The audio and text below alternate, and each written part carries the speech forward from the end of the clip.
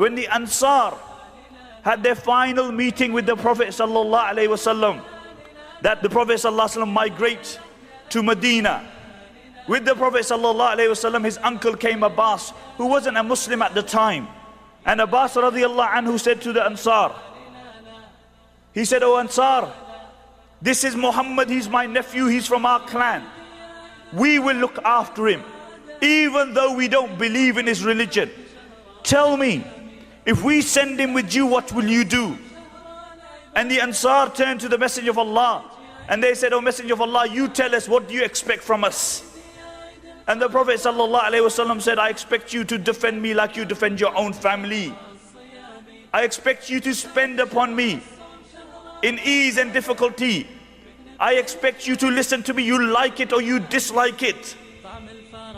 I expect you to stand up for the truth, even if the entirety of humanity opposes you." And the Ansar said, "O Messenger of Allah, tell us, if we fulfill the condition, then what will we attain in return?" And the Prophet ﷺ said just one word. He said, "You will attain Jannah." What was the Prophet ﷺ saying? You give your life, you give your wealth, you obey me, and you like it or you dislike it. And what is he promising them? A skeptic would say, a pie in the sky. But these were people who believed. And Ka'b radiallahu anhu narrates this, says, "Rabih al-Bay, what a bargain. Rabih al-Bay, what a bargain." Because these were people who believed in Allah subhanahu wa ta'ala. The imans were strong imans. Suhaib Rumi radiallahu anhu migrated. He was a Roman, he was brought to Makkah as a slave, and then he freed himself and he became a great businessman. And he's migrating to Medina. And the people of Makkah are saying, "Look at this man. He came to Makkah, he had nothing. Now he's leaving with his wealth." So they chased him. And Suhaib climbed up a mountain. And at the bottom of the mountain, the mushrikeen are standing. And Suhaib radiallahu anhu is saying, "If you climb up, I will pick you off one by one. You know I am the best arrow marksman amongst you. When my arrows finish, then I will strike you with my sword. But you have another option. I will tell you where I hid my wealth, and you can take all my wealth." So they agree to take his wealth, and he tells them where his wealth is. And he comes to the gathering of the Prophet sallallahu alaihi wasallam, and he enters the gathering, and Allah subhanahu wa ta'ala informs the Prophet sallallahu alaihi wasallam at what had transpired. And he enters the gathering, and the Prophet sallallahu alaihi wasallam says, "Rabbi al-Bay."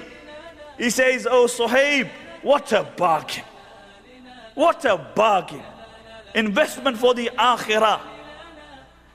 Abu Dahdah was once sitting in the company of the Prophet sallallahu alaihi wasallam, and a young man came. He was a yatim, and he said, "Oh Messenger of Allah, I am a yatim, I have my land, and I want to fence off my land. But next to my house is the house of another Muslim, and there is a tree in between. I asked him to sell me that tree so I can fence off my land.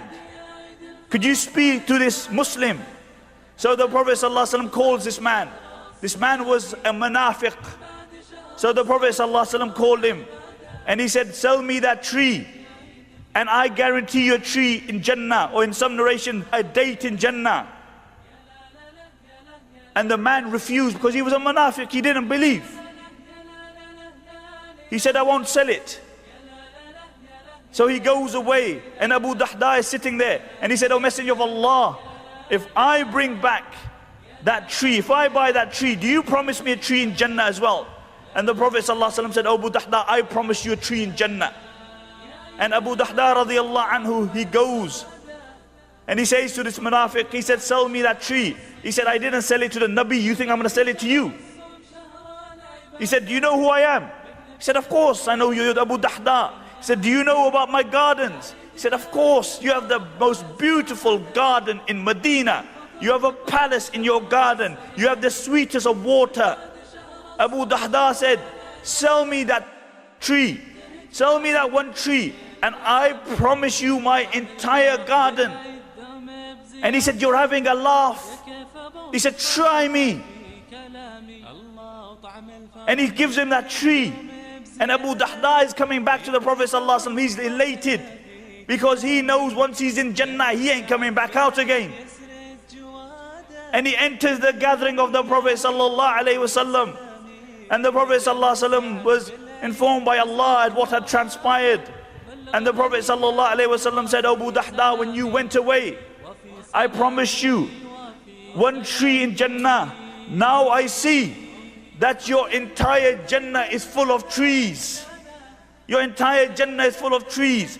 And then Abu Dahda goes home and he tells his wife, leave the home.